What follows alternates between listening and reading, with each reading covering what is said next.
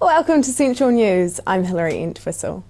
In today's news, the Tauranga Waterfront opening ceremony will be on Sunday 23rd of September at 2:30 p.m. The lineup for the event includes the Little Big Markets, buskers, a Harry McCleary lookalike competition, a medal maze, a puppet show and much more in music entertainment. The Mayor will be opening the ceremony at 2:30 p.m. and the event will end with a fireworks extravaganza, sponsored by Downer. Events delivery manager for the council, Penny, says the event will be huge and the fireworks will be some of the biggest the Bay has ever seen. Well, on the 23rd of September, we're officially opening the new waterfront site. As you can see on the left-hand side here, this is our new waterfront area. It's all grass-based and it's pretty much what we're going to be using for a whole lot of events that are going to be here in Tauranga over the season. We're also lucky to have the Little Big Markets on board, and we've got about 42 stalls, and it's all different vendors to antique clothing and all sorts of knickknacks, lots of cupcakes.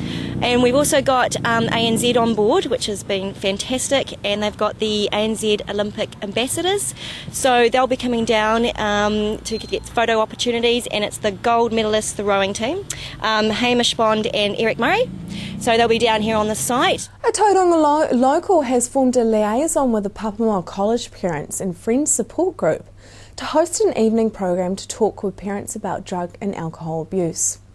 Pat Buckley from the not-for-profit group Amped for Life aims to help teenagers make informed decisions around alcohol and substance abuse. Pat says it is important for parents to be aware of where their children are and what they are doing. And I think some parents are, and I think some parents are overkill.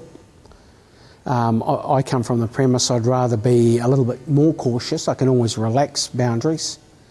Where unfortunately I deal with the end result of young people who have no boundaries whatsoever. So it's right across the spectrum. There is no one standard. I think unfortunately we live in a society today which is very permissive and condones a lot of behaviours which 20 years ago would have been totally unacceptable. And I think for myself, I want to think, well, what sort of thing what example am I setting for my kids? Despite the depressed state of the world economy, New Zealand kiwifruit is selling well and achieving good prices in international markets.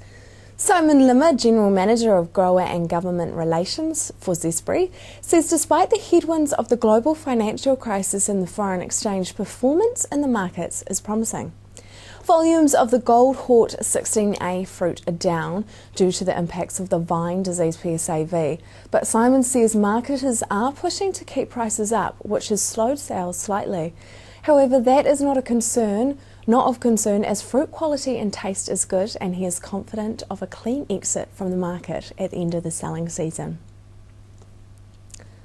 2 men remain in Waikato Hospital's intensive care unit after farming accidents in the region left them critically injured. A 73-year-old man suffered a traumatic facial injury on a Maihihi dairy farm where he fell and punctured his cheek on a tractor fork. The other man, 63, was injured on a farm in Whakatane when he was struck on the head with a fence post rammer. The man suffered serious head injuries. Now for our region's weather, Hamilton, sorry to be the bearer of bad news for your weekend. It will be a good weekend for your garden. Saturday rain developing and gusty northerlies with a high of 15 and a low of 5. Sunday showers, some possibly heavy and westerlies developing. An expected high of 17 and an overnight low of 8. Tauranga, also I am sorry, it's a DVD weekend for you as well. Saturday rain developing and heavy in the afternoon.